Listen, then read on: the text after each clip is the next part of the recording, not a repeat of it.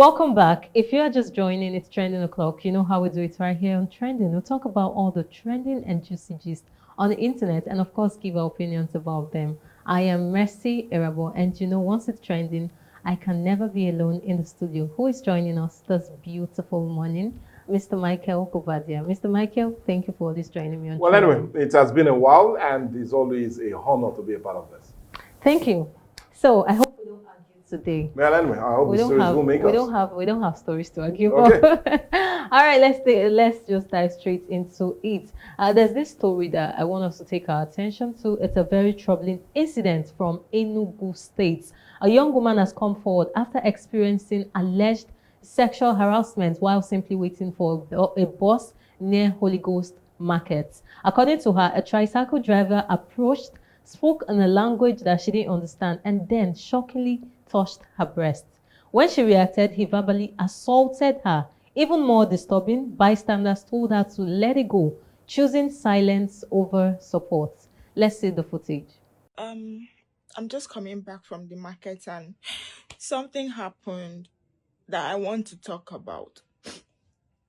I stay in Enugu State, and those who reside in Enugu State, there's a very popular market, Holy Ghost Market by Ogbete. So I was by the side of the market after I was done buying everything that I needed to buy. I was by the side of the market waiting for bus to come so I can board the bus and head back home. So by the side of the road that I was standing, a keke man drove to the point where I was standing, and I'm not Igbo. He spoke Igbo to me. I didn't understand what he was saying.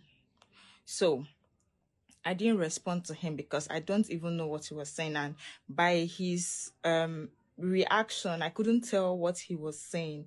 So I tried to leave the place because I was avoiding trouble. I tried to leave the place. Guys, next thing, this man carried his hand and touched my breast.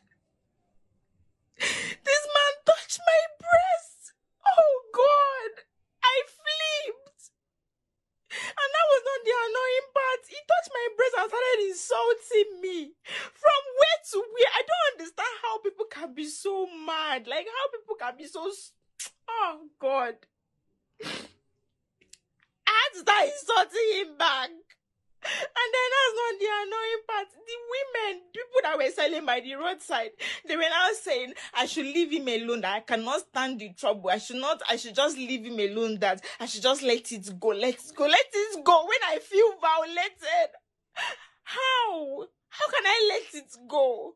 This incident raises urgent questions. Why are women still unsafe in public spaces? And why is harassment treated as something women should endure?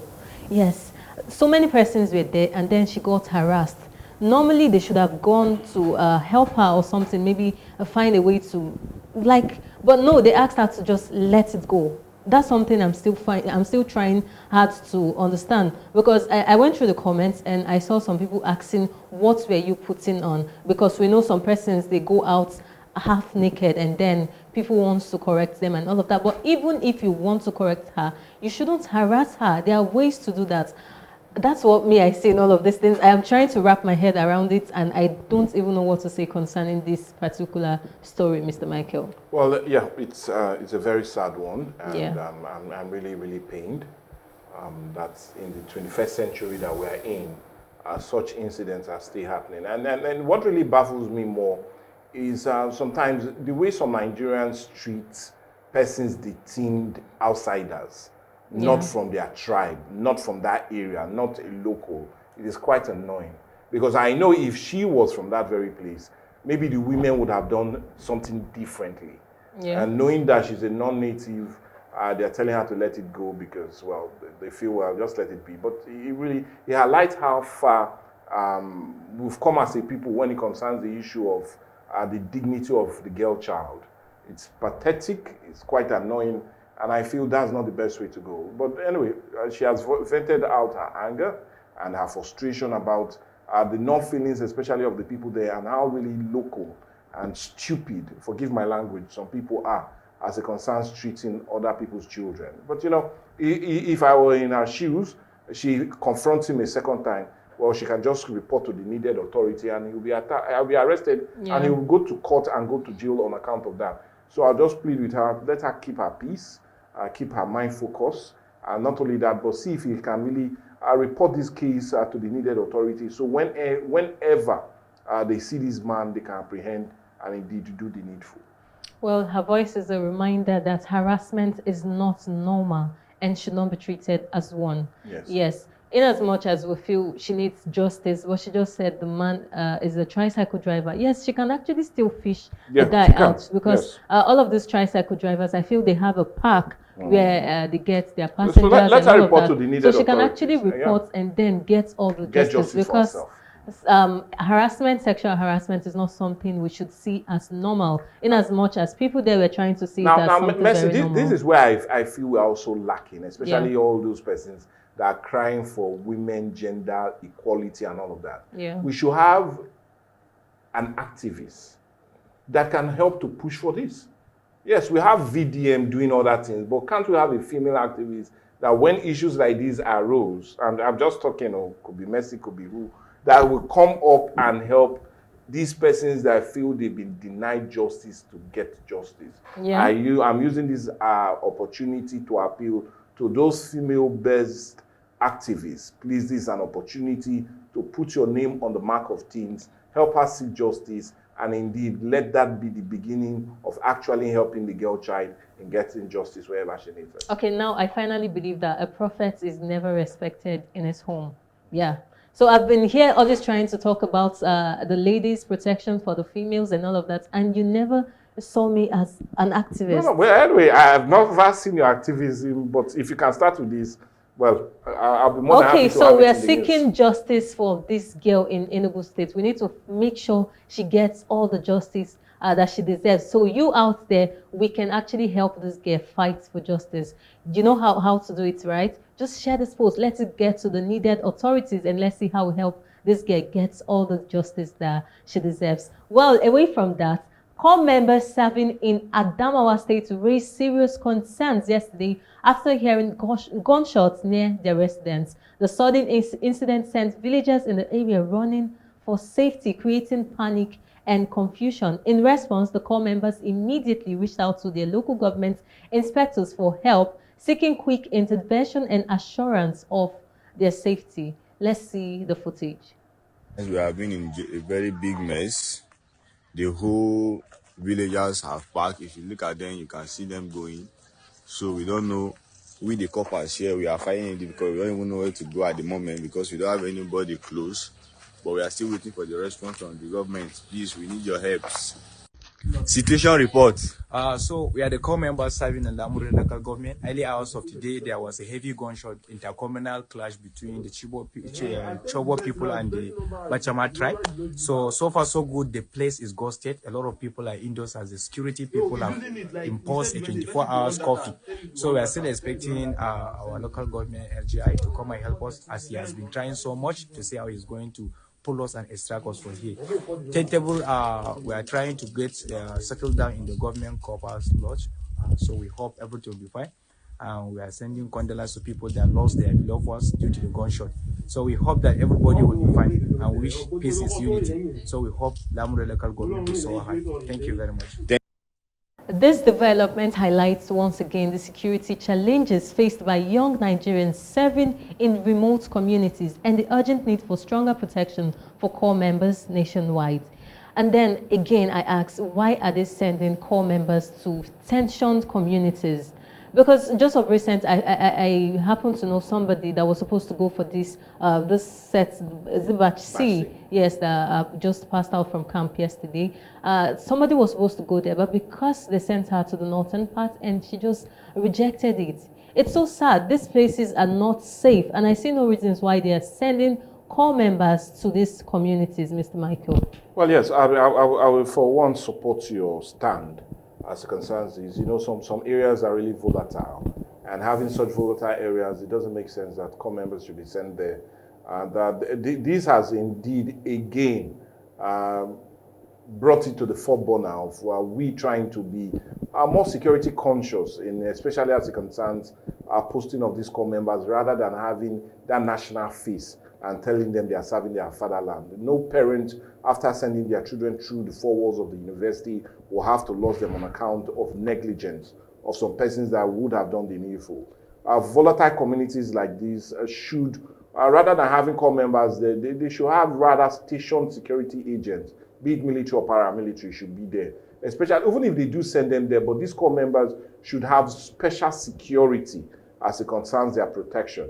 They are serving their fatherland, and in no way should they also lose their life in doing what they feel they need to do.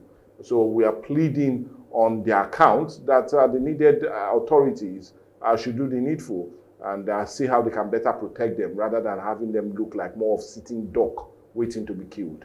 That's the best thing to do. Yeah, I think we should call out on the needed authorities, the National Youth Service Corps. We feel at this point there should be some form of restrictions, some areas that you're not supposed to post core members to. Yes, especially those tensioned communities. They should not in any way send core members there. And the ones that are already there, I feel they should find a way to secure them, because the villagers, they know their way around there, and that's why they're able to flee. But these persons, they don't even know. Some of them, like they're from, they're strangers. They've never been to that community before. They've never been to that state, the states, and now they're being sent there. They don't even know where to run to. So that's just like, should I say death sentence? Yes, please, the National Youth Service Corps, let's do the needful. Let's see how we can pull out those persons that are there. And the new set of people, let's try not to send core members to these places for the meantime until peace is restored back to the northern states. Well, I hope that they get this message and they do the needful. Anyways, away from that, the Court of Appeal has affirmed a major ruling that affects every Nigerian motorist. Vehicle inspection officers can no longer stop or impound vehicles on the roads. The judgment comes after years of complaints from drivers who say VIO officials routinely went beyond their mandate. With this ruling, the court has made it clear road checks and vehicle stops are not within the powers of the VIO. In simple terms, VIO cannot stop you on the road again. Their work is now limited to inspections carried out within their offices, not on the highways or public roads.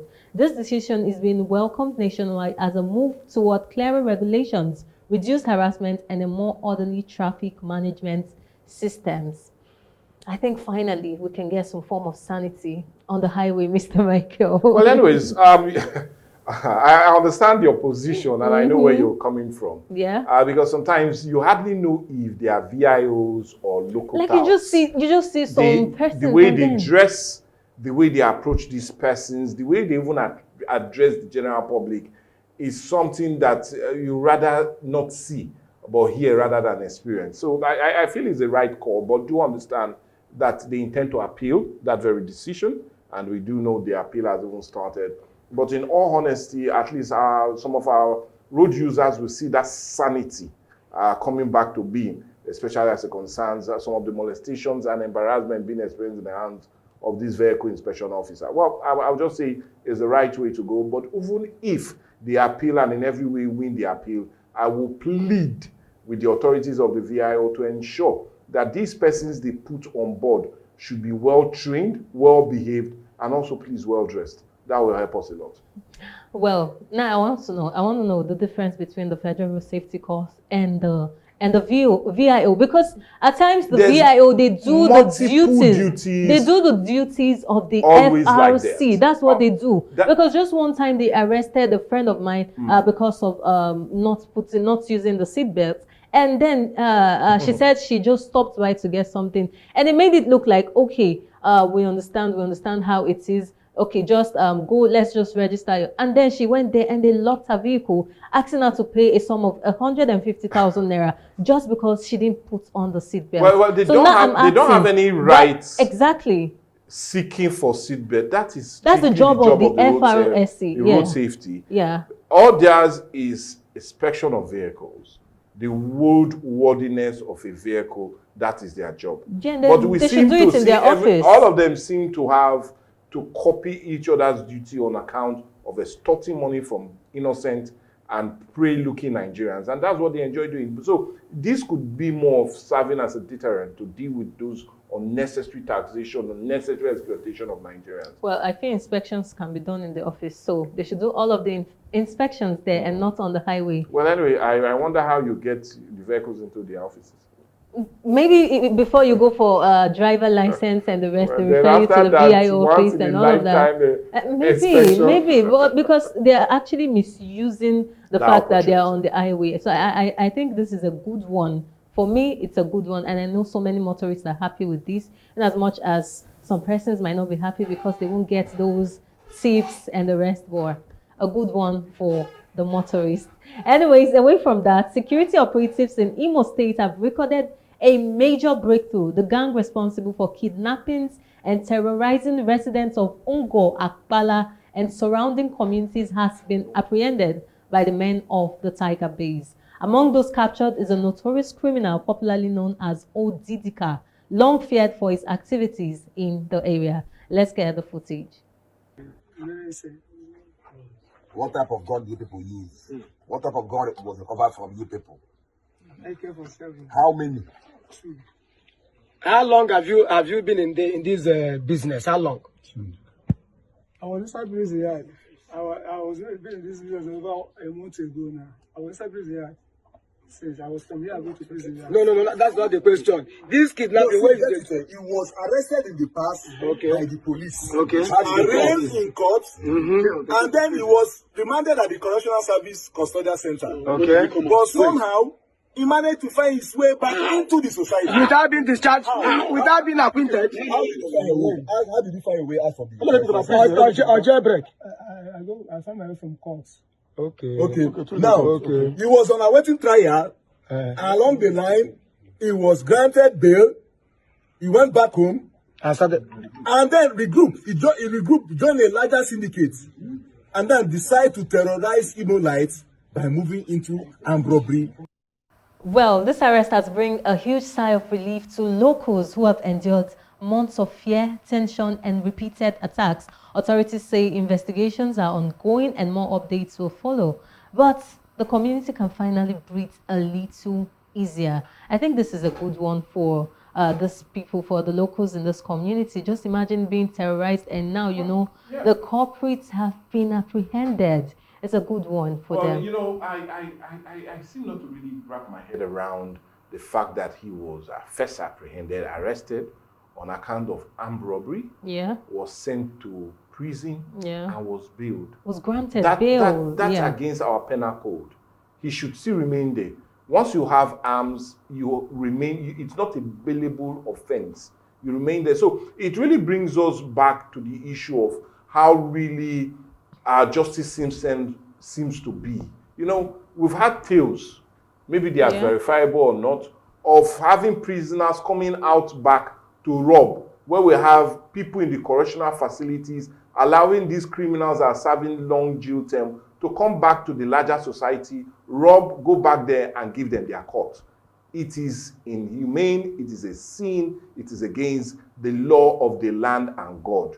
Please, more needs to be done as it concerns these persons. And you know, this also brings us back to the question of, are these people really going to change?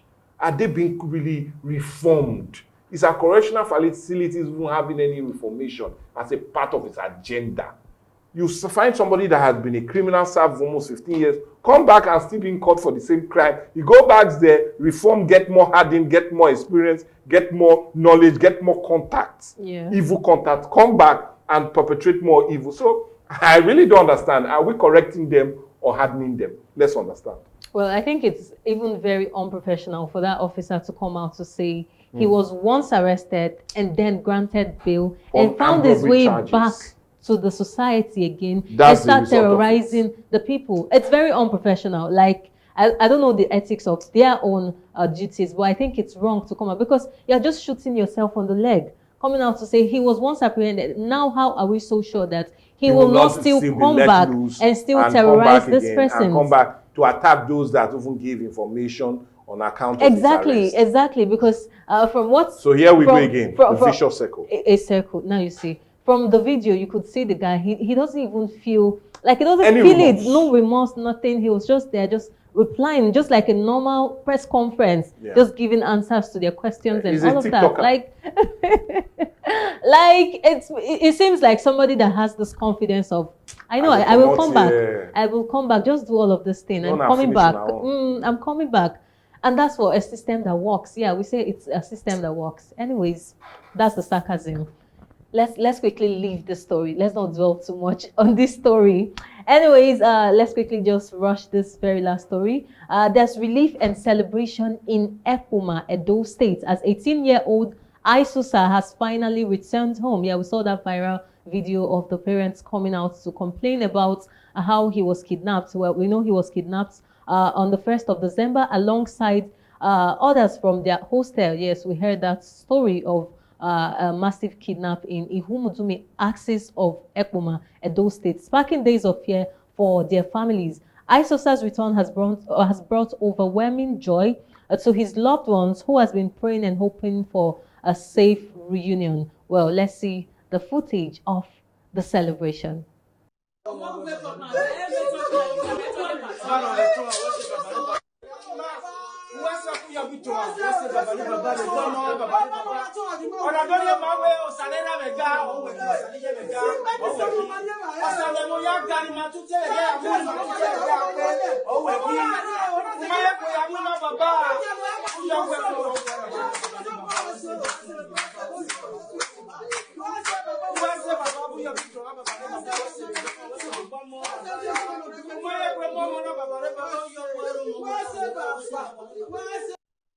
While details surrounding the rescue are still unfolding, the families are just grateful to have him back alive. Who won't be happy with all of the things going on in the country? We hear cases of a ransom being paid and then the victims are still killed. So it's something to be really grateful about. And this is just an eye-opener, because most times we feel all of the kidnappings and all of that are going on in the northern part of Nigeria. But sadly, it's coming close. It's just entering everywhere in the country. This is the south-south axis of Nigeria. And then we're having kidnappings. And then in Ekpoma, a hostel. How about the security there? Those are questions we need to ask. How safe are the students? Because I don't know if it's that the target is the students. We had cases of Niger students being kidnapped and abducted. And now again, we have cases of students, that's a student from Ambrose Ali University, being kidnapped again. Thank God he has been rescued, and we hope that others are being rescued and return home safe and sound to their families. Mr. Michael. That's a sad narrative we're in now, why insecurity is always a core issue. Remember, we even looked at this critically on Dialogue just this morning. You know, it breaks my heart that children you send to school to sit, stand, relax, and also read their book to be better citizens are now finally being kidnapped. What narrative are you setting in their mind? A country of anything goes. This is not the wide west, and I wonder why the government seem to have put an end to this. And we now having it more perpetrated in the south is even worrisome, knowing that it would have been better if it was centered and cornered in a certain region of the country, so that quick response and dealing with the issue would have been. But rather having it spread out to the south and having young children persons being kidnapped, come on, it's something that we need to worry about. Worry we should. And it's something that I've been trying to wrap my head around. We're really having issues here in the country, and then we have the federal government sending military officers to Benin Republic to go save them. Yes, just a few days ago, right, we hear of cases of kidnap and all of that. But these people are not being rescued. We are taking our attention to outside the country, Mr. Michael. We need help here. We really need help here, but no. It's just like a story of a big brother that the younger brother is seeking for food, but the children have not eaten. Mm-hmm. It's a sad reality here in Nigeria that we're facing. We hope that at this point, maybe we should just surrender it all to God. Maybe that's what we need right now, because we don't know what's going on in the country again. If we can have military officers that can go outside to help people, what's happening to us here? How come we're not getting the help we need? We're even asking for intervention from the US and all of that. Anyways, I don't want to talk much on this. I don't want to dwell much on this because it's not politics and it's not dialogue. This is trending, and this story was supposed to be a joyful story and not a sad story. Yeah. It's so bad that So let's let's marry with the family. it just made us reflect on the insecurity going on in the country. country. So we're happy that ISOSA is back safe and sound, and we hope that others return and reunite with their family. Well, time is really not a friend of man. We have to wrap things up right here on Trending. But it's been an amazing moment. I really enjoyed myself. You know how every day is a special edition of Viewpoint, yes. And today's special edition was really, really amazing. And you know you can engage with us on all our social media platforms, on Facebook, on YouTube, on Instagram at Atlantic Media and TV. This is where I have to tell you that I will see you for another special edition of Viewpoint, same time tomorrow. I remain Mercy Irabo. Do have a blessed day. Well, anyway, I'm Mike Egobadia. A really blessed day is what we're wishing you on midweek. And indeed, always remember to be grateful for what you have as much as you pray for God's protection and guidance. Bye for now. We'll see you come tomorrow.